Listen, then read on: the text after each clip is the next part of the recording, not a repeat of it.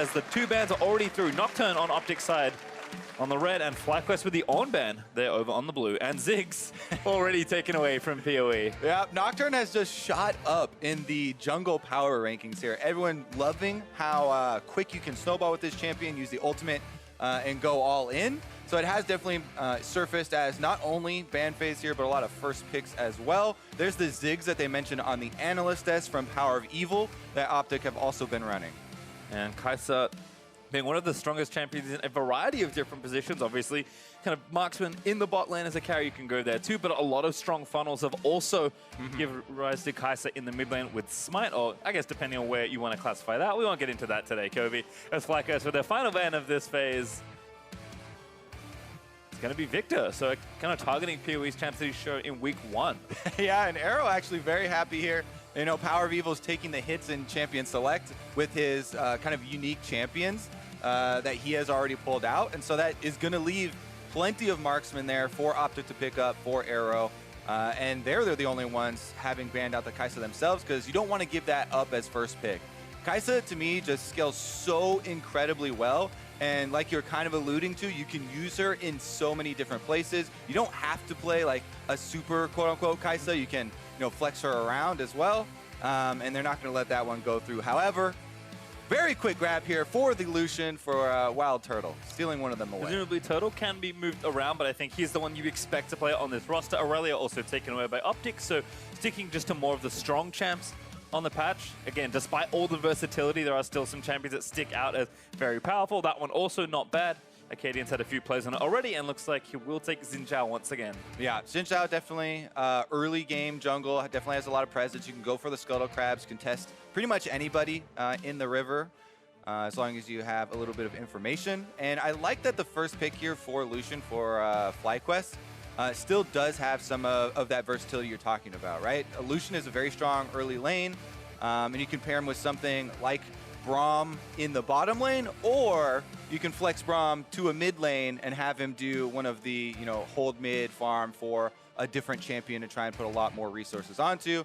Looks like the, you know, the quick pickup here of Taliyah for Keane, who has been one of the guys that actually was on the forefront, one of the ones that was starting the jungle Taliyah movement in solo queue when he was placed in jungle and had to fill roles. So that's also a flex pick. He could play at mid lane. They could still move it around to jungle. Yep. If I recall correctly, she was touched a little on patch 8.12, so she's a little less strong in kind of those early fights versus champions, but strong picks for FlyQuest as they pick up Braum, Taliyah to go with the Lucian, and Rakan already locked in to join the Ezreal that they've picked up presumably for Arrow, but even powerOfEvil has played AP Ezreal recently in mid as well. Yeah, I mean, it's kind of useless, I think, even in any of the games in first 3 picks of like trying to pin down where they're going. And so you have to look at really the overall team composition and what they're trying to accomplish. Now, the Rakan does significantly improve your hard engage. Rakan plus Zhao is a really strong combo. And even though they're fairly flimsy champions, they can rely on their ultimates and the crowd control as well as the damage denial from Zhao to kind of create one of those pseudo front lines and a couple of openings there if you do find yourselves trying to go for those hard engaged team fights. Well, it seems like just strong champions being taken out in phase 2. Lulu on the FlyQuest side and Aatrox there on the OpTic side. About 10 seconds to lock in this last ban, and they will get, of course, first pick out of this phase, so we'll kind of see where they want to be going with the 3 champions they've already picked. Yeah, it doesn't seem like we have any champions that would be willing to go the top lane yet, so that's why we're seeing the Aatrox and a little bit more of the top lane focus here. But also Zoe, extremely strong on this patch. Doesn't look like OpTic want to give this over as well. Yep, just a lot of solo laners more than anything else being taken away. FlyQuest now with the last ban of this draft. Looks like Saint's doing a lot of talking with his players, just making sure they have kind of the next few picks mapped out, as Syndra will be taken off the board and away from powerOfEvil. Yeah, definitely one of his powerful picks. Now, OpTic could still save counter pick till the very last pick here for themselves and for powerOfEvil, and they could reveal something like Mundo in the top lane, which you're not super scared about getting, you know, a hard counter pick. There's already some magic damage on, and like I said before, FlyQuest have had a very hard time dealing with this champion. They already have 2 losses to it. And there you go. I really like that lock-in. So OpTic also have been doing their own research. Yeah, again, one of the strongest top laners. Allorim will be back in the lineup here for this game. Played on yesterday. they're going to revisit another tank here as Shen locked in for FlyQuest, presumably for Flame, but we'll know a bit more once they lock in their final pick. And even then, we may not know. That's kind of been the fun of a lot of these champ selects.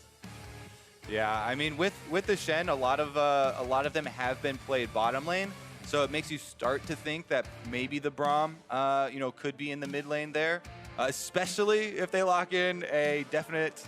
Well, not definite because Faker did play Darius in the bottom lane as well.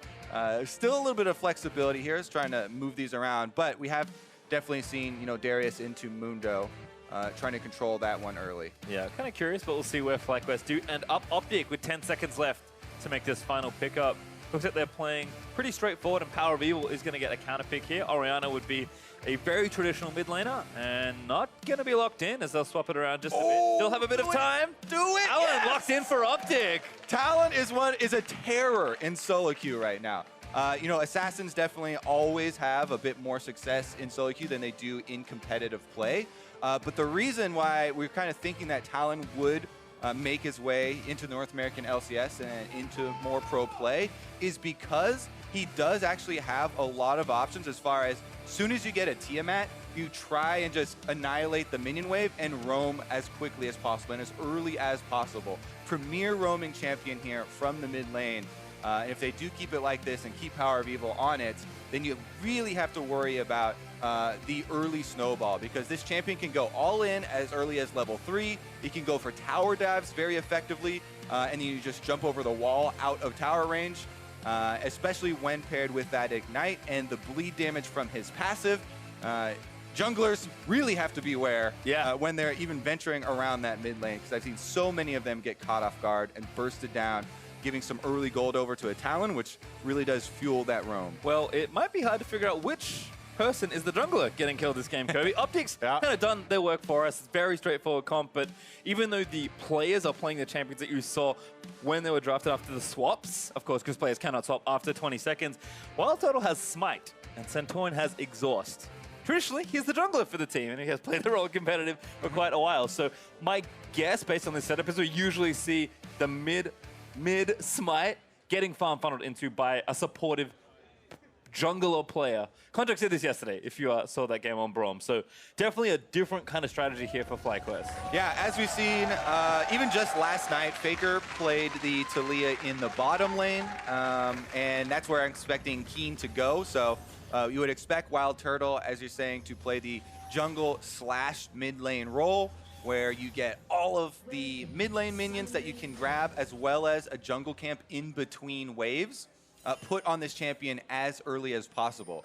And WildTurtle is a great choice for this team to try and funnel so much money into. This guy was basically the player that the entire team was built around when they first created this team last split. So we'll see if Santorin is able to guide him through this process, because it is a little bit more tricky than people give it credit for, right? It's all about timings and trying to pick up as much gold as quickly as possible. So usually you're going to want to start on a buff and then immediately get to the lane to shove the lane back and give yourself an opening to go for one of the 2 Scuttle Crabs plus another buff, and then allow you time to get back for a cannon wave, which will be timing in just about as you finish the second buff as well as Scuttle. Well, late invade here actually for the trio. There's Flame, Santorin, and Turtle all looking, but Allorim does spot them out. Still, that will be red buff taken away here by FlyQuest, so going to start off with an invade. It should split them up right down the middle vertically, but we'll see where Akaadian chooses to go as he's getting a lead from his bot lane. Yeah, got to stay proactive here when you're doing a funnel versus a team that is not doing, like a super champion strategy here. And starting off with the invade buff is, they're actually going to try and take down the big raptor as well. Because Talon, not hard shoving, not kind of pressuring that timing.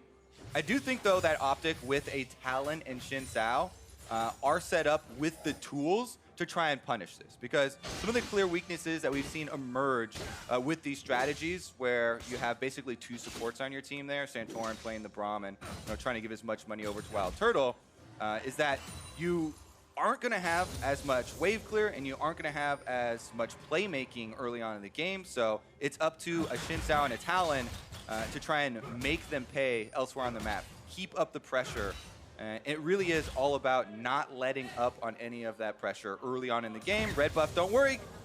Yep. It is going to continue, and that is able to execute the Scuttle Crab there for them. Yeah, managed to take it away. As you can see him on your screen. Do not forget the rivalry in the bot lane, Kwon versus Big. You can vote by spamming the chat for either Kwon or Big. Right now, Team Big seems to be ahead, but you never know. The harder you spam, the better it goes. Trust me, that's how it works. Definitely true. So as you can see, what we were talking about, you can see on the mini-map, Santorin and WildTurtle were about to soft push and then go for the buff, but powerOfEvil was keeping it right in front of the turret, so they had to actually come back to the lane, push it all the way into the turret, and every time you lose a little bit of time like that in transition, it definitely is meaningful, but the stun! Yeah, Turtle with a good bit of damage, gonna force the flash out of PoE. Got to be super careful. You know, Braum, that's one of the reasons why he's so popular as the supportive champion in the little, you know, second support strategies that we've been seeing emerge, is because of so much crowd control can come out from him.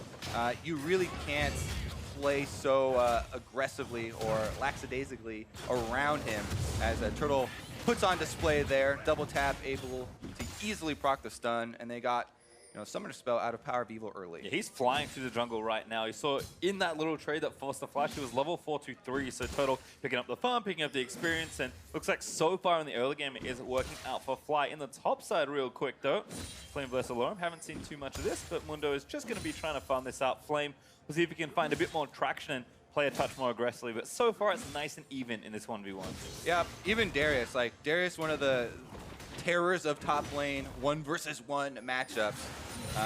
Mundo is able to sit back, throw briefcases, farm easily for himself, and not put himself in too much danger early on, and try and scale up into later into the game till he does have a lot more tank stats, able to use the ultimate and truly go where he pleases. But again, we have a lot of focus on the jungler. Whenever you're facing a strategy like trying to put all this money on WildTurtle, if the opponent jungler, Zhao, Akaadian in this case, only farms their jungle, and you kind of just go even and have kind of a slow pace early on, that is exactly what the team with the Braum Lucian are looking for. You know, no pressure elsewhere, no forced movement really. So we're definitely gonna be looking at Akaadian after his first back. He's got some boots for himself, as well as the red smite, and he's definitely ready to try and create some sort of play.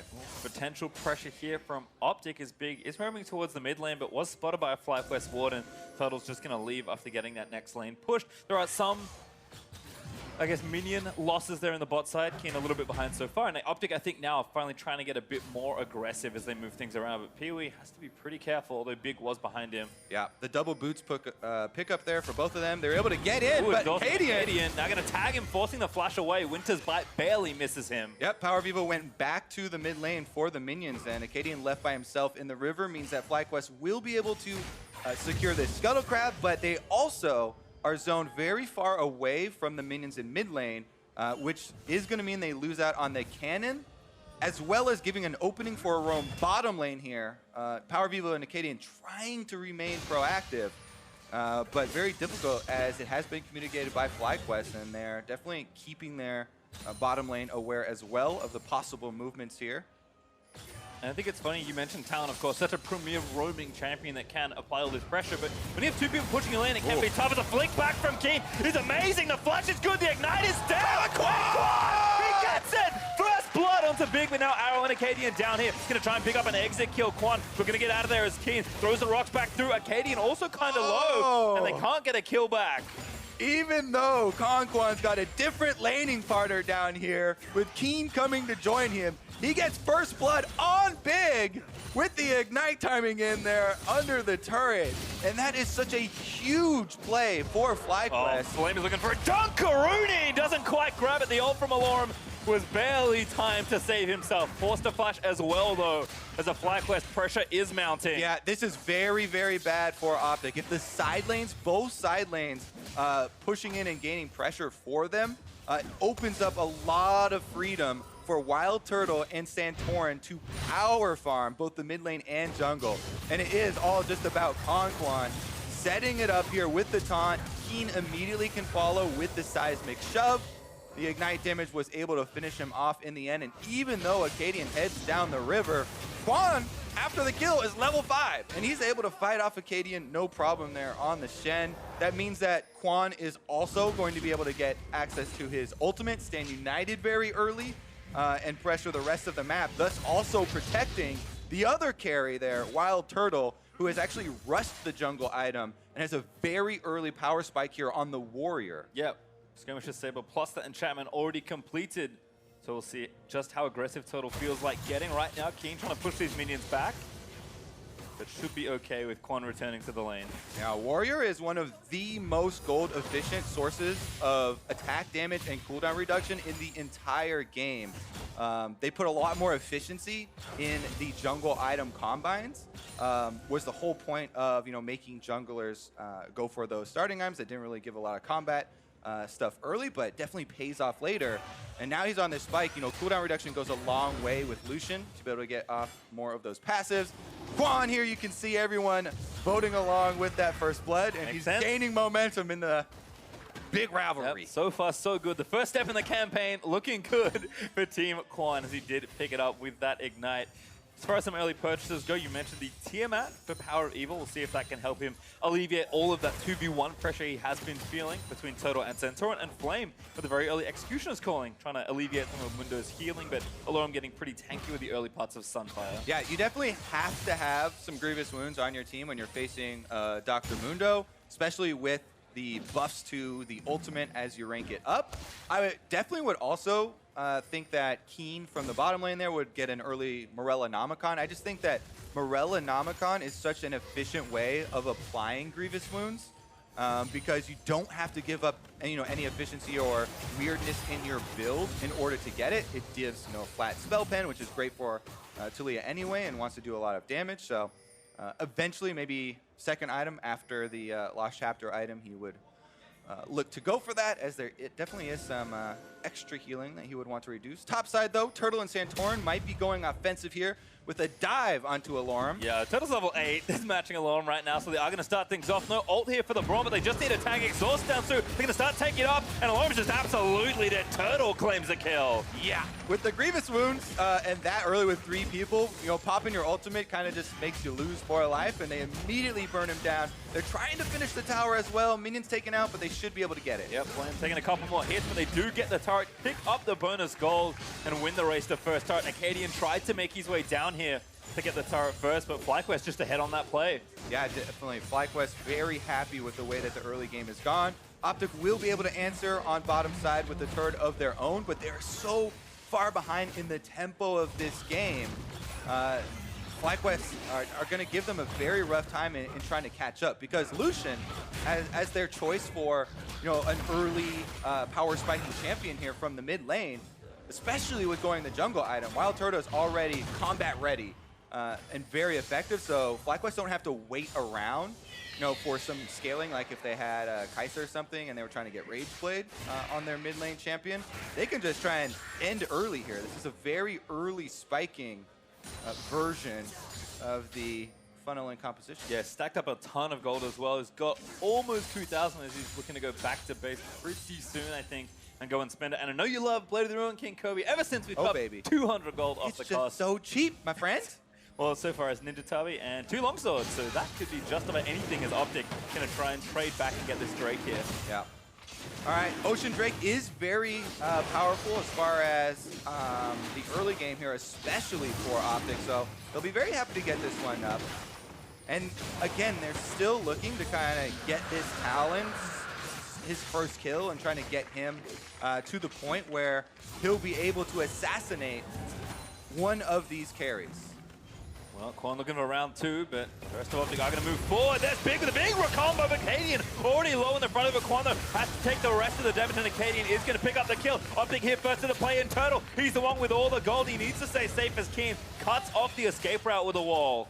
Ooh, OpTic do get vengeance for big, and they get the counter kill here onto Kwon. That was without Flame joining because there's no teleport here, though. So he pushes in the top lane, and the kill comes at a small cost of a couple of minions of experience. Here's another look at it, though. Big on the Rakan, going for the play here, sees him in his eyes, immediately jumps onto Taliyah with the ult flash as well, and Akaadian's able to finish up the chase there onto Kwon because Allorim on the Mundo had roamed down with a little bit of the timing there. They were able to finish that up with the extra man. But again, because the Rift Herald was kind of taken in exchange for that Ocean Drake, FlyQuest are going to be able to push with it. And now with the new and improved Rift Herald charge, no damage was dealt to it, so they might be able to finish off two. Yeah, already one turret getting mid out of it. A fight is brewing. The turret is low. They're going to try and finish it off. But looks like OpTic are going to look for the engage. That's a Talon ulti burning it around. They need to take down Turtle. He's low and he is slain by Allorim as Keane is trying to pick up powerOfEvil, but he hops over a wall, vaulting towards the rest of FlyQuest. Kwon forced to burn the stopwatch, buying time for his teammate. But OpTic, they pick up two. Ooh, they caught him with their hands in the cookie jar here. Ooh, Keane. Little bit too greedy for FlyQuest on the second turret. And OpTic are going to be able to get a huge punish play here. Tower in mid lane going to go down for themselves, and it's going to allow some more money here with a lot of farm on bottom side going over to powerOfEvil. Yep, they were the ones behind it. Now ahead 1,000 gold as we have swapped leads pretty quickly in the first 13.5 minutes. Looks like this wave will crash towards the turret, although Keane is moving down there to collect it. But things are heating up here again. Turtle looking for Blade first, has the Cutlass now finished as he sweeps out this wave. And our next Drake will be Infernal, so we'll watch this one again. Yeah, look at how they play out this fight. FlyQuest are all running from powerOfEvil with the ultimate going. That gives the initiation opportunity here for Big and Akaadian to just run them down. And they finish off the second up kill here. Arrow happy to get that one for the Ezreal, who is slowly moving towards that Trinity Force as well. And the double item power spike of Trinity Force plus conversion of his Muramana is actually approaching fairly quickly. Well, speaking of that item, Flame has finished his first major item already with T-Force now ready. We'll see if he can bully Allorim, who's going, again, very armor focused, trying to build out for this lane and not get too pressured in his 1v1. Yeah, and so the Trinity Force is interesting, right? Because people are still a little bit not used to seeing it on the Darius, but it does give you the same movement speed buff that you're able to get if you went with the kind of classic Black Cleaver. However, it also gives you the huge Sheen proc on the squishier targets, and he's going to be looking to kill off the Xin Zhao inside of the Xin Zhao ultimate because he's one of those melee champions, or to try and get some of that early burst damage onto the Talon in the small windows that they do have to try and hit that champion.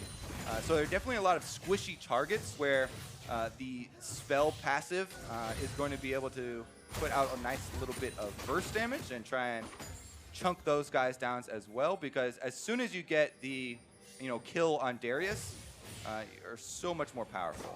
You can see FlyQuest continuing to apply that pressure. It's 2 turrets apiece with a mid-tier 2, still pretty low for OpTic, but Total currently bot side trying to get that turret at least low. Here we matching right now. That's that Moby boost Tiamat and working into that next item with a bit of lethality already built up. So unfortunately for him, he just hasn't really been able to get out of these lanes in effect like you might have expected from a Talon, but that's credit to FlyQuest and how they've executed kind of these first 15 minutes. Yeah. Luckily enough for powerOfEvil, he is now level 11 on the Talon, and his Ignite will be coming back soon.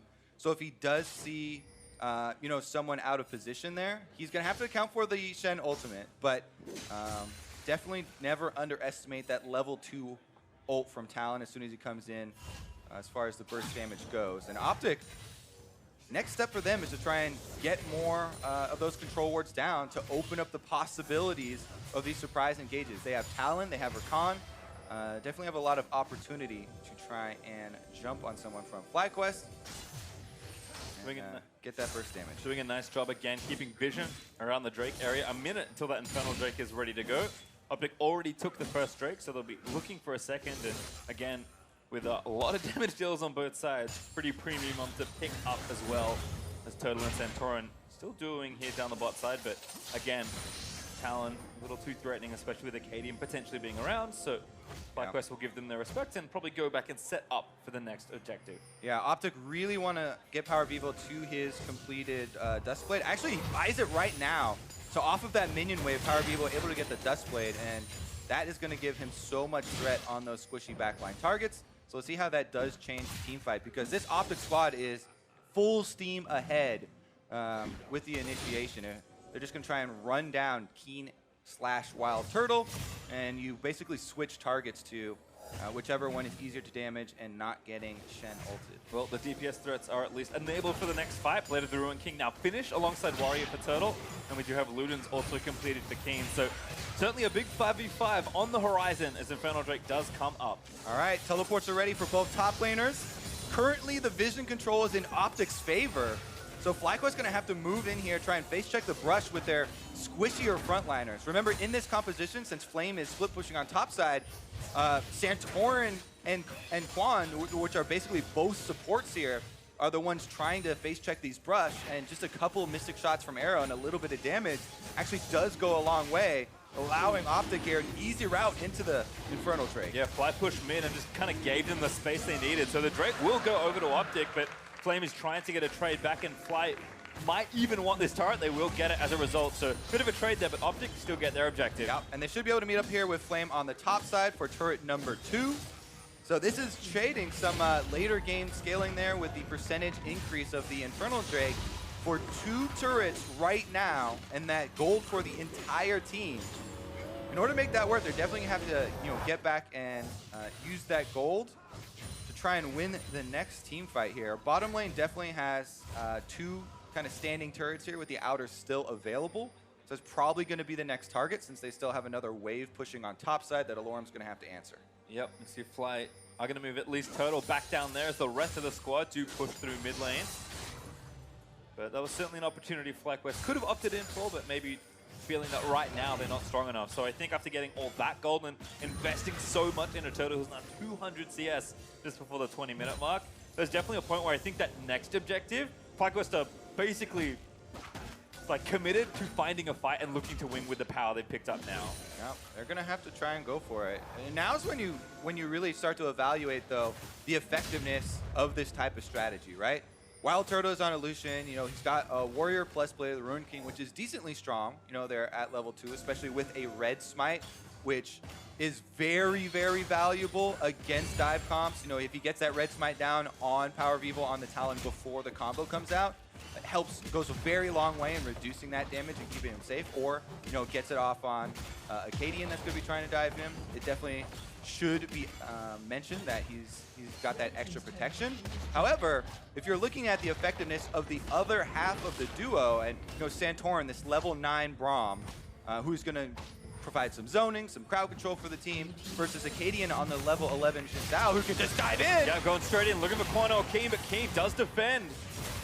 The turret not going to be threatened either. Keane able to move that back away, but good attempt there from OpTic. Yeah, he gets the flash out of one of the carries. And remember, they're looking at both Keane and WildTurtle as the 2 viable dive options here from OpTic's side. Now that Keane doesn't have flash available, he can only rely on his stopwatch that he has in inventory right now if he's the target of powerOfEvil. And slash Akaadian. So that's definitely going to keep them a little bit more honest here. It is definitely worth mentioning that whenever you're running these compositions for FlyQuest, you want to diversify the damage types. So that's why they have the Taliyah in the bottom lane, so they're not so physical damage focused. But if Keane does get taken out, then that's going to go all to waste. powerOfEvil looking for a flank though, and he has been able to sneak into the red quadrant of the jungle of FlyQuest. Yeah, he's done a great job with the Duskblade, with his red trinket, sweeping out pretty much all of this vision on the bot side. So there's still a turret in the way, but FlyQuest are going to stay clumped together as a result. I think they know the powerOfEvil's nowhere on the map. Going on him. Looking for Allorim, by the looks of things, there's the Glacial Fissure going to knock them back up, and powerOfEvil finding the flank. He's trying to assassinate Turtle. A charm when he lands in for Big, and Santorin is going to go down. Keane, his low, but he's not failed just yet. Oh. He stays alive through the ignite. Grabs the double kill, finally is felled, but Flame comes in for the dunk and takes down Big. They're still alive here too. Arrow has a red buff, so there's a lot. Oh! Looking threat for on WildTurtle. Does get the next Q. Now needs to keep going forward. Turtle pretty strong, but he's going to get out of the way with a blast cone and onto the blue buff. Yeah, red buff on Ezreal definitely very, very threatening. And we mentioned that 2-item power spike, Trinity Force, Mana transformation complete for Arrow. 2 kills now for him, and he has to be respected. Yeah, we can see Turtle still looking for Black Cleaver as item number 3 as we'll watch this engage again. It was a great flank from PoE. All right, so they're going to start here on the main tank, on Allorim. He gets the ultimate off. However, Zhao does not have his ult back from the last attempt that they made in mid. So FlyQuest were able to get an early kill onto Zhao, and Keane uses the stopwatch there, but he still barely dies to the ignite. If you had done it maybe a little bit earlier and survived that, it would have been a lot more convincing of a victory for FlyQuest. But because of that extra damage, OpTic were able to get some counter kills and some money back for themselves. Yeah, and again, even though we've focused a lot on Turtle in this early game, Keane is now also with 2 items, so very much a threat in these engages. Yeah. Also, Keane, you know, stopwatches are one-time use, so now he doesn't have the stopwatch or the flash to rely upon, so it has to be teammates protecting him here. Shen and Braum going to be doing their best to keep both of those guys upright. Allorim right now on the Mundo, if you look at the mini-map, he's doing some work on the bottom turret while this fight over vision is taking place. So OpTic, they're continuing to do the diligent homework on the side lanes here and getting that extra little bit of damage onto the bottom side, forcing Flame down there, who is at a teleport disadvantage from that last play in the mid lane. Yeah, he did well to TP in and get a couple of extra kills on that fight, but it does mean that he now has to just kind of catch waves as Allorim pushes him into the side lane. So still the gold very close. FlyQuest up, but by only 1,000 gold. We talked about, again, that next objective point. Turtle finished his Black Cleaver. Drake up in 30 seconds. Again, FlyQuest are going to say, do they want to give OpTic a third Drake? Do they maybe even want to pressure around the Baron? I think FlyQuest know that this is one of their best times to force a fight. Yeah, right now they're trying to use all of this time to clear out the vision around Baron, trying to get some defensive options for themselves too, so that powerOfEvil does not find a flank around into the back lines and really put that extra pressure onto the Taliyah. Because it's fairly difficult for FlyQuest to be the ones going super offensive in the fights. They're mostly looking at peel and defensive options here, trying to deal with the OpTic dive. There's not a lot of effectiveness that FlyQuest can get out of trying to dive into the backline and find Arrow on the Ezreal. There are just too many escape options for Arrow, so it makes it a lot more difficult for FlyQuest to be the ones to force it. And they're just trying to control the neutral ground here instead. All right, Drake goes over to FlyQuest, but 26 health after the smite was what that Drake was left with. So I hope that is not an omen of objectives to come, Kobe. I mean, Turtle has stolen a lot of neutral objectives during his time on Marksman with, you know, Jinx rockets and stuff like that, but he used smite too much. Still able to get up though, nobody was around, and Arrow not able to snag it away. With that off the map now, we turn to Baron. 25 minutes through this game, still very close. FlyQuest with a turret lead, but OpTic can even that up pretty quickly after a few pickoffs. And of course, any major fight will give over quite a lot with Baron up for the first time in this game. I guess it's been up for 5 minutes, but neither team has taken it just yet. I mean, it is kind of a decent point here too, with the changes to Baron and reducing the damage that it does. It's so much less threatening that even early in the game, teams are willing to throw a lot more resources at Baron because the risk isn't quite as high as it has been in the past, even though it has more health now and their time investment might be a little bit more.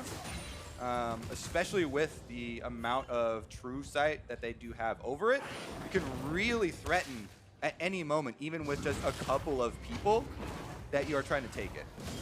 Well, look at Flame right now. His TP still 30 seconds away, so he's not able to make a true cross-map play just yet. And you've noticed PoE has been on the other side lane as Allorim's been pressuring down here to the bot side.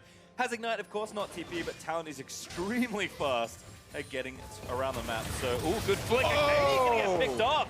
Just face check through a control and is destroyed. Absolutely bursted from 100 to 0 there by Keane and Kwon. Even with the extra numbers advantage there, OpTic trying to clear wards as a trio. Very good seismic shove from Keane. Catches Akaadian off guard. He has no time for flash, no time for his ultimate, and that's going to give them an opening. 5v4 forced from FlyQuest. So is ever time to stop Baron? It's now with the jungler dead still for 10 seconds. Santorin caught out though. Forced to flash the wall. powerOfEvil again looking for a flank. The Baron is low. FlyQuest are going to turn around. They get the taunt, but PoE still jumped over the wall. The Baron reset. FlyQuest, they turn for a kill and they get nothing. Because of that taunt and the wall there, powerOfEvil starts pathing up and around to the ramp to try and get to Shen. And so the seismic shove from Keane doesn't hit him. And that buys their time. That stops the Baron. This is huge for OpTic. And now actually forced away by 3 members of OpTic. Now they actually have time to go back and start the Baron. I mean, they've got Mundo. He can tank that thing effortlessly. So here they go, starting it up. Shen is back in base, but he's got Stand United ready. Yep, the rest of FlyQuest stayed on the map, so they're going to try and force something here. No vision just yet, though, for FlyQuest. There's King, gets the wall, tries to trap them in. That's going to stop it from OpTic, but Santorin going to get caught out. Sanji United going to try and protect him, but Big lands a knock-up. PoE grabs the kill now. OpTic on a 5v4. Allorim in the front side hits a cleaver onto Keane. Still pretty tanky with the ultimate ticking, but has to be careful. The rest of FlyQuest being corralled. Akaadian tries to leap forward for the kill. powerOfEvil breaks him down big with a quickness. Going to try and catch the stragglers. OpTic grab a few kills. A knock-up on the flame. He's in a 1v5 and he goes down. OpTic grab the ace. It's a massacre! OpTic find them split out and they pick them off. Easily finished off there for a clean ace. Baron is your reward, and they can very quickly snowball this game now. You are talking about the extra turret differential here. That is so much money that FlyQuest can get with this Baron, not to mention all the 5 kills that they just cashed in. Yeah, a lot of gold back into OpTic's hands. They're up now 1,000 gold, but Baron can mean so much more as Kwon back out onto the map, trying to get a bit of vision. Let's review here because Santorin was once again split off from the rest of the team, and he used Flash last time he was split from the rest of the team. So while he's getting focused down and the Shen ultimate is on him, the rest of FlyQuest can't do any damage. They can't even use that time that OpTic are pouring cooldowns into the Braum because they're completely split off. So then it's very easy for OpTic to run them down here on the top side. You see Kwon never even gets to join the team because his Stand United target went down before the channel got to complete there for him. Yep, not even an ace, because Kwon's like, yeah, I don't fancy any of this. Just walks away. Yeah. As OpTic can clean up the rest of his teammates. Still 3 turrets, but again, with the Baron for 2.5 minutes, looking to shove down some of these lanes. OpTic still out on the map.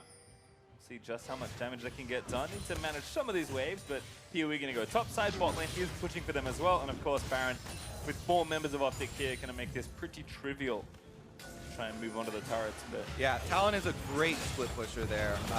With Baron buff, you know, I mean, it's so difficult to catch him. He can just jump over any wall, so it's pretty useless to send anyone from FlyQuest over there to try and pick off the one member. And they can't really, as we said before, go for an initiation of their own on this 4-man squad because they're a bit too evasive. So it makes this Baron very easy for OpTic to use to push up both the top lane minions as well as mid lane and get a lot of that extra gold we're talking about. Yeah, we'll see if FlyQuest can defend effectively, just trying to lose the minimum here as powerOfEvil is just hanging out with the minions. Looks like OpTic will take the mid tier 2 pretty easily.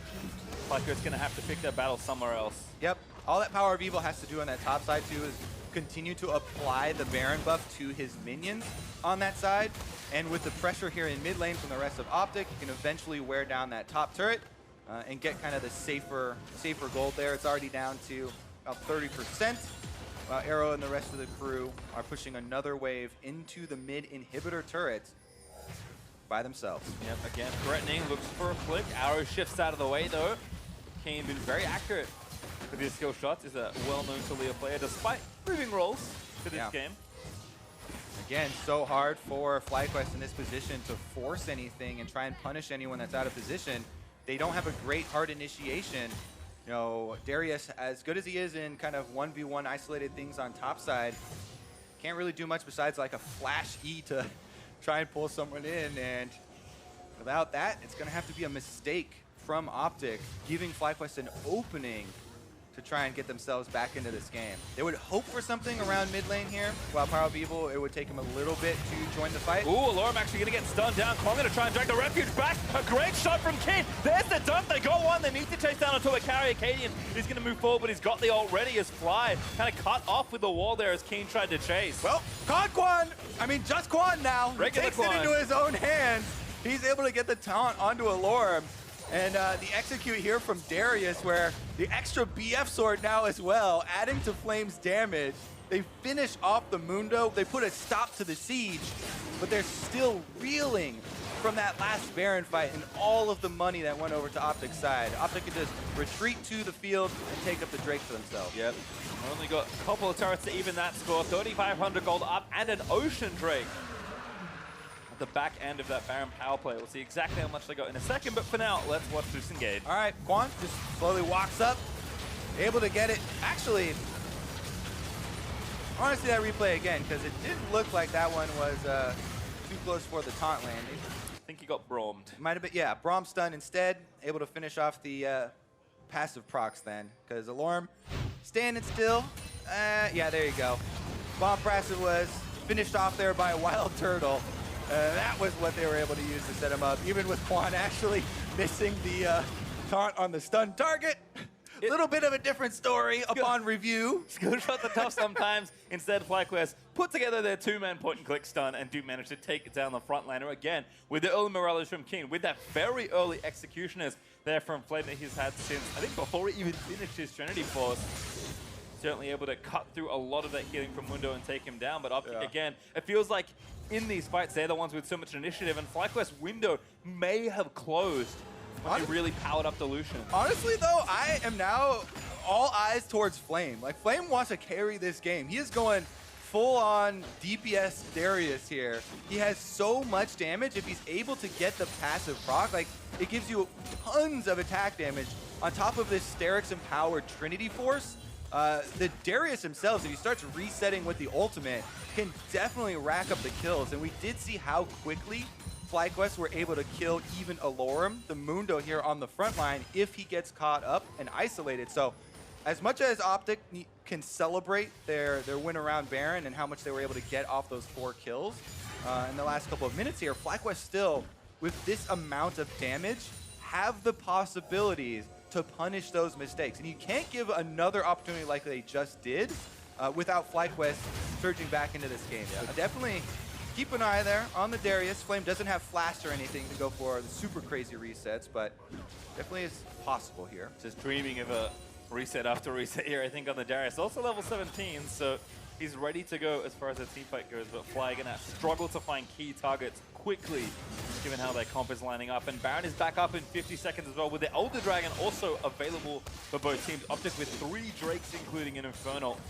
Be happy to take that off the map. So the pressure certainly for OpTic here as FlyQuest are forced back towards their base, but pretty soon we'll have another opportunity for a fight. We'll see if FlyQuest can either split the map or just find something between their 2 supports, or maybe Flames E. Yeah, I mean, get something started. Keane is a seasoned Taliyah player, and there's a possibility they wall someone off in a bad spot. I mean, not a possibility if you wall off Talon. You can just jump over it, but you know, one of the other melees, probably Zhao is probably their best target for a pickoff. You know, as we saw earlier in the river, if Akaadian is a little bit too far forward, then that would be the ideal target, because Zhen is one of the only champions here that doesn't really have a lot of escape options and is fairly squishy. Should be easy for them to burst down this Baron, though, as they group up around it. Plenty of vision control here for OpTic. Yeah, it feels like Fly kind of using their comp to split the map as much as possible, but because of what OpTic did with their last Baron, it's a little tough. FlyQuest, though, now kind of out onto the map, will finally get a turn back on the left side river to try and clear out some of this Baron vision. Ooh, Turtle going in. That's a Turtle classic. Santorin let the ulti rip, get the double knock over powerOfEvil. Looking to go in. They're going to save the ult for now as Big goes back through, and Turtle is actually dead to arrow. Looks like OpTic completely turned the fight around already in a 4v5 with 1 carry down as Flame resurrects in the front line. He's going to be left for dead by the rest of his teammates, and OpTic collect 2 kills. Yep, they're not scared of it that time. Allorim just pops the ult. They're able to defend Mundo and turn on WildTurtle. No flash used, and they're able to burn him down so quickly here. Now, it actually should be a push inhibitor at the very least, and then maybe retreat to the Baron. But yeah, powerOfEvil was very ready to come in there with the flank on the opposite side there, even though FlyQuest trying to force something in mid lane. Actually, they're just going to go for the end here. Keane says no. Puts a stop to the minion wave for now. Ooh, actually gets Allorim over the wall. Might be able to tag him for enough damage, but still, the turret's now vulnerable. powerOfEvil just buying time. He goes over the Nexus for a flip, but he's going to get taunted up by Kwon. Keane, though, dead to arrow as OpTic still surviving. Turtle's back up here for FlyQuest, though, so they should be able to run them out of the base. Turtle going to try and get a couple kills. This could be big, actually, if OpTic lose too many. Culling is out. Turtle flashes. Oh! He wants arrow, but he can't find him. The stasis might get arrow killed. The taunt is missed time, but Turtle still gets a shutdown. Teleport's coming in to cut off the rest of the low health members, too. They're going for the reset. Flamey's got ulti. He can see every single kill. Look at the execute flash. Bam, that's the dump. Looking for the Nexus. Big is going to be lined up, but he charms to try and buy time for his team. Still FlyQuest straight to Baron. Oh, the greed here from OpTic is going to cost them big. 1,000 here here as the Baron is about to go down for FlyQuest. Oh my goodness. They go for the end. Keane on the Taliyah is able to wall them off, stall, and then get the seismic shove to kind of push OpTic into diving Nexus turrets. And we're still rolling, baby. powerOfEvil literally flipped over the Nexus, trying to get a couple kills. OpTic, I think, a little too far forward in that. Oh, hello. What do you have planned now? All right, it's classic, just wait in the brush here, wait for someone to come by themselves, and hope it's someone that he can burst down. There are a lot of decent targets from FlyQuest that if they're by themselves and they venture over, oh, we're gonna look through the jungle for our, red buff or something like that to go for it. But I don't think anyone's got a reason to go past this powerOfEvil bush. Elder Dragon also up now, so FlyQuest recognizing that, feel like they have to go over, but there's two flank positions here as big. Who's gonna get spotted now? The Scry Swarm actually does find PoE, a very critical plant use there by They're Kwon. separated, but they're very mobile. All right, couple jumps here. PoE's out big, dashes over a wall. He's out as well, now regrouping with his team. The Elder Dragon gonna get started by FlyQuest. They'll at least make it angry. All right, here we go. This is gonna definitely force the fight. Look for Allorim to try and soak as many of those CC cooldowns as he can. Actually, yep. Nice wall from Keane. Keane's wall timing again, pretty solid, but it's not gonna last long enough to take this Drake uncontested. Now OpTic move forward. Drake is low, resets. PoE's trying to flank around the backside here, you can see, but Flame is trying to, force him off here with the screen on the tri-brush. All right, Turtle versus Akaadian. Who's going to get the Drake? It's kind of a 50-50, a Turtle! He's able to get the Elder Dragon!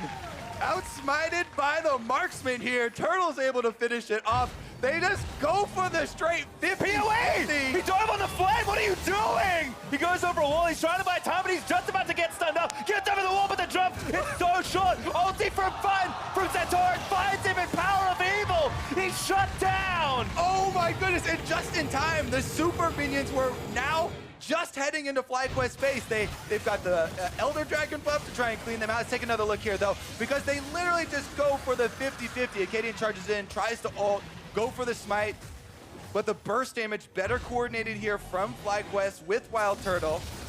And as you said, PoE throwing kind of a Hail Mary there. He was looking for a way to kind of stall out this Elder Dragon if he finds someone by themselves to try and take down, but not only was Flame not an ideal target, but he also had a bunch of buddies around him. Well, it looks like Akaadian just lost his GA, about to lose his life as well. Kwon able to get his second kill of the game.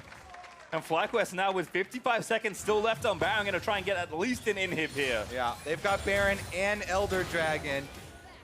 And we've kind of been in a state before where we're like, all right, this one is about to have Nexus turrets falling, but this one really looks like FlyQuest are here in the base to stay. There's 35 seconds left on Akaadian. They're going to try and play the 4v5. Keane, another good wall. They find Allorim, but powerOfEvil gets exhausted. Santorin trying to find him. The damage is good, but Keane is going to get protected by Kwon. Arrow trying to find a kill, but I think Fly are just too well clumped together. Tara 1's going to fall. powerOfEvil throwing the rakes into the backline, trying to find a few kills for the ult out. The Fissure is good. The Nexus now explodes, and FlyQuest, they're trying to find their first win. They'll take it down. Turtle gets the last hit on the Nexus, and FlyQuest find their victory. What a game! What a game here from FlyQuest and OpTic. Back and forth. We went from Nexus to Nexus, my friend. Woo. And in the end, FlyQuest come out on top, finding their first victory here in summer. And that's going to be a fun one to have a look at, because FlyQuest doing what Mark Z said they shouldn't do, go for the funnel strat. There is a roller coaster ride in the last 15 to 20 minutes of that game. It is FlyQuest that find their first win of the season. Definitely an emotional roller coaster there for fans on both sides. As in the late game, Turtle, he dashes forward on the Lucian right to deal damage on the Mundo, gets immediately annihilated. And that opens kind of the window for OpTic to try and rush through the entire base, but then they overstay. Keane delays them. They try and dive and get completely obliterated for it, allowing the FlyQuest comeback. All is planned, my friend. Yeah, and I think it's so interesting because whenever you have this kind of like super strat, you're expecting the person that getting all the resources to be the one that carries the responsibility. And for Turtle, he had a decent game, but I think Keane deserves so much credit. The amount of damage he did in that game, the walls he had to save so many different offensive and defensive situations. Yeah. Even though he moved roles, certainly very competent on the champion. Also, you know, Santorin there playing the Braum. He got a lot of stuns down. His ultimate, he was able to hit the last little bit of it there onto powerOfEvil. So good support play from the junglers. I respect any jungler in a Nocturne Grave Zhao meta who is willing to play Braum. That's all I'll say, because that is a big ask of a lot of these aggressive junglers. Be like, hey man, you know what you should play instead of that Graves this game? You should play Braum with Exalt. Yeah, I mean, we are seeing it become more and more commonplace, right? I mean, a lot of the bottom lane players have been complaining about, oh, it's too different to be able to play mages in the bottom lane. I only want to play marksman. Yet junglers are over here. Yeah, you know, we're playing assassins or playing tanks. They got a tough life. Playing Braum. Everyone blames the jungler. You have to play support now. It's terrible. It's a tough time. It's certainly a tough time. Versatility is definitely the key stat that you want to be pumping in this meta right now, though. As we've seen teams just trying to work out the right configuration for them. You know, whether it is having your mid laner play in the bottom lane temporarily while you allow, you know, marksmen or someone else to go mid, and get them to a comfortable game state later in the game. Well, we've had more than enough fun, so to hear more from Rivalry Sunday's contenders, let's send it on to Ovely for an interview. Thanks, guys. I am here with Big and Kwon. Kwon, congratulations on that win, but more importantly, how good does it feel to take down your rival Big here today? It feels pretty good. Yeah, but like I also got solo kill on Big, so yeah, I feel pretty good. Now, you did get a solo kill, and it was first blood. So, Big, what was going through your head at that moment? I don't admit it. He doesn't accept it. But this was actually FlyQuest's first win to a bit of a rough start. So what was taking FlyQuest so long to kind of get into the groove of things? To be honest, we're still struggling a lot. Like we still make a lot of mistakes. Like this game was really long and we made a lot of mistakes too. So like we're still trying to get together as a team. And yeah, at least for this game, I think we're the better team, so we won the game. Have you guys been able to pinpoint any issue, or what would you say is your biggest obstacle right now? I think biggest problem is like getting the team together on the same page, because we still struggle a lot with that. It's like sometimes like on the one side of the map, people like die, and the other side is like, oh, we gotta do something, and we gotta like struggle a lot. So like yeah, we're trying to fix a lot of like team stuff, mainly communication, I think. So like if we can get those down, I think yeah, we can definitely make playoff and go from there. Yeah. Well, Big, I'm coming back to you because after today, the game that's on everyone's mind, Week 7, Day 1, August 4th, it's the rematch between you two. How excited are you looking forward to that, and how are you going to prepare to take Kwon down? 1-1, boys. 1-1. Well, guys, thank you so much, and congratulations again on your win. And for more on the game, let's hear from the State Farm Analyst Desk. Thank you very much, Ovely. I don't.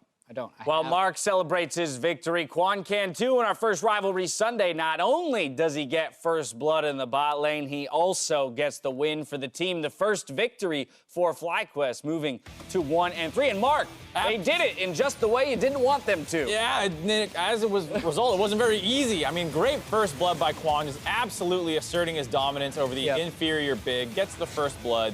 And should have carried his team to victory, but team too heavy. Team too heavy. They did get the win. Check this out. It just wasn't easy. I love it. It's actually why the Shen Taliyah bottom lane is so good, because you land the taunt, and it's basically enough damage to kill. Yeah. Plus, it's a great flex pick if they try and block your stuff. Would expect nothing less from such a storied rivalry. From the likes of Kwon in the bot lane. But I want to take a look at the draft, because it was a part of your win condition for FlyQuest not to run the funnel strategy, Mark. They do opt for it. Lucian and WildTurtle piloting that champion in the mid lane. It was a very different look on that, though, because most of the time you see it with a Kai'Sa or some hyper-scaling champion, and Lucian Braum is a dominant bot lane, and you just put it in the mid lane, and especially when the enemy team picks a Talon into it, who's going to get abused pretty hard early on in terms of just the straight matchup, that gave them a bigger early game power spike than I'm used to seeing out of funneling comps. A lot of funneling comps are your mid jungle doesn't do anything but sit mid lane and try and farm while hopefully your side lanes are strong enough to not need jungler attention. And you're looking for like 3-4 items, you know, to really turn on. But in this case, it's much earlier. Power spikes basically from level 1 on, and you saw them getting flashes out of PowerOfEvil, flashes out of Akaadian, and that was a very different look on it for me, and that's why I thought, you know, despite me saying don't funnel, this was a pretty good look at it. Yeah, much different as far as, like, when I see the talent pick against this, initially you think that makes a lot of sense because you pick a roaming mid laner against an enemy mid laner who's going to be spending a lot of time in the jungle. But the farm numbers, as Mark mentioned, were low for WildTurtle, so it ended up actually slowing PowerOfEvil down in the early game. But once that passed, it was pretty much just 2 supports, 2 carries versus another team that's fairly similar. And that's because WildTurtle was opting to spend more time in lane keeping PowerOfEvil down than boosting his own CS numbers and gold values by returning to the jungle every so often? Yeah, absolutely. I think Turtle had a much more lane-focused approach to this funnel strategy, and there were a lot of mistakes in this game that made it not really shape up according to the draft. Like here, Turtle walked so far forward. He's in front of his team, trying to get the last auto attack on the turret. They just never should have been in that position, and Turtle, as a result, gets popped early on by some great positioning by PowerOfEvil, and it's at least this long chase down sequence that not only gives them 2 kills, but gets the first turret as well. Yeah, and I felt that was a point in the game where FlyQuest had a big opportunity to take control. Because I think if they're properly positioned in that team fight and OpTic engages on them, they were stronger at that point because WildTurtle had hit his item power spikes and PowerOfEvil had not. But they didn't do that, and this was a very topsy-turvy game. Yeah, missed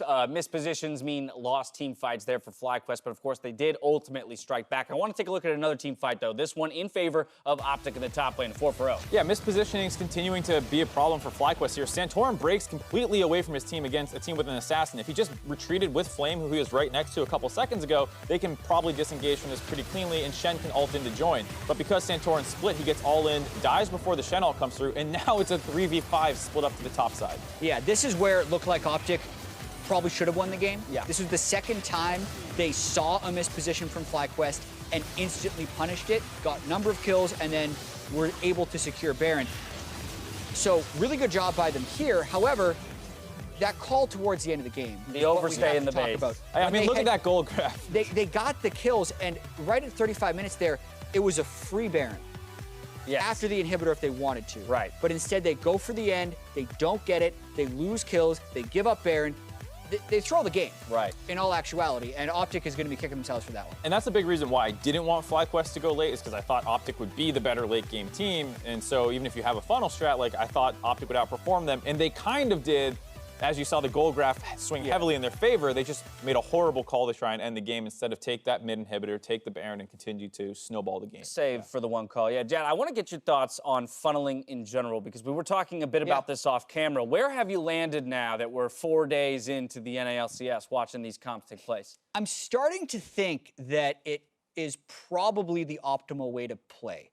It depends, because it's more flexible than at first I thought. At first I thought, okay, you're only going to be able to do Cherokee. You're only going to be able to do Nunu Karthus. But really, it's just putting 2 supports on the map and then getting one person more farmed than anyone else. And even the funnel strategy we saw here, where the Lucian was actually mostly denying lane, and they were still picking up a decent amount of gold in the jungle. When the game was relatively even in gold, you were only about 1,200 gold down on Santorin versus Akaadian from the jungler spot, but you had a 2,000 or 3,000 gold on the Lucian because of all the jungle camps. And as long as teams aren't losing too much pressure in the bottom lane or the top lane with the right roamers and the right combinations, I think there's a lot more exploration that needs to happen, but I'm starting to think it's better. You're warming to the idea. Unfortunately, we got to head to break, so I'm not going to let you jump in just yet on this one, Mark. As we go to break, we'd like to extend a thank you to you, the viewers, for helping the Riot Games Twitch channel be the first one to surpass 1 billion views. Mark did it. We couldn't have done it without your loyal support. When we come back, though, it's Cloud9 and 100 Thieves duking it out for Game 2. I'm glad it happened on Rivalry Sunday. Right? Rivalry Sunday. Very good.